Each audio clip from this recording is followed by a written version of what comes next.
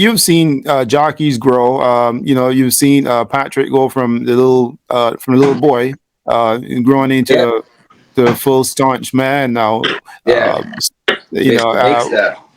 yeah. So can you take me back a little bit down that journey for seeing when he first started as a jockey on to now? You came out the jockey game and see how he's still in it. Tell me a little bit about that little ride. Yeah, yeah. Well, I mean, I give one of the first races I remember watching was when he won the Gold Cup on Vardar, which was many years ago. I remember I was in my aunt's. We were in Barbados. I was in my aunt's TV room, riding the beanbag, and when he that. But to see him when he first came up here, and he was living on Darcel in a basement apartment. I mean, he was like an adopted nephew that my dad took in. Like was, if he rode a race, my dad was there. If it wasn't a school, I was there with my dad.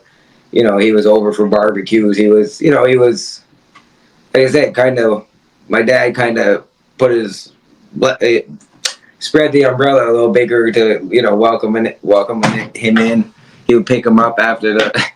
He would be in the back of the jocks room with roller skate shorts and a cowboy hat, and they called him Toasted Western, right?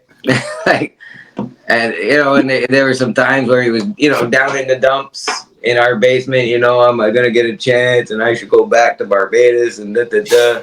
So, and there was some, stick it out talks that he had with my father. He and it ended up working out for him. He's probably the best. Yeah, probably the best person I've ever seen on a horse, like balance wise, and just the shit he doesn't make sense. He's born bred horse racing. That's what he lives for. That's what he'll do till he can't do. But to see him along the way, like when he won his first Queen's Plate, I was working on the gate. And I was walking down the track as he was coming down the lane, and he gave me the wheel, and I was yelling, "You got them, you got them!" And he gave me the wheel, and it's to be all part of that, and little things along the way. And then I was his agent for 2 years. You were his agent. I was his agent for 2 years. Yeah. Can you tell me a little bit about that? Just trying to get horses for this man. Well, I was 25. It was the year after he won the Triple Crown. So that must be easy for you then. Well, I'm 25 years old. You got to understand this, right? I'm 25 years old. I'm in Ocala, Florida, exercising horses. My mom, I called my parents, would talk to, "Oh, Patrick called. He's looking for you." All right. I think nothing of it. I'm just, go on with call my parents again to say hi to Patrick. Called again. He's looking for you. He's in Miami in Gulfstream, right? So all right. Well, I'm going down there next week. I'll see him when I get there. I don't know what he wants. Like maybe just in Florida. Anyhow, I get to Florida.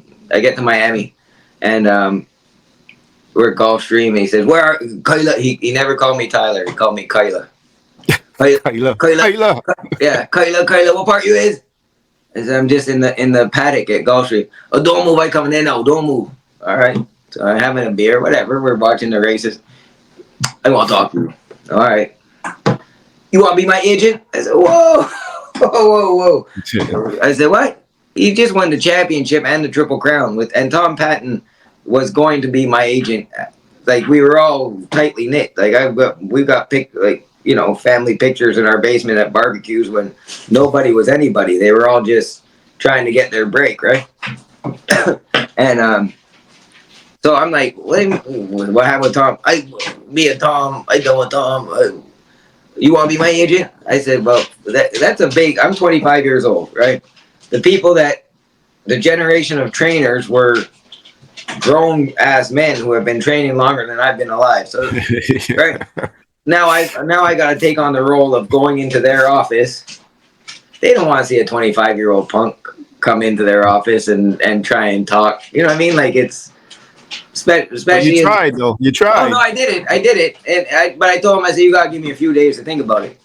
And I did it, and we did fine. We would have won the championship, but he was in his heyday and didn't really like coming to work in the mornings and putting in the added effort. That was the year Emma won it with her bug, and Corey Frazier was second. Beat I us remember by those days. Yeah, she beat us by 22 wins, and that's with him not really putting in the come to work effort that he tends to put in nowadays.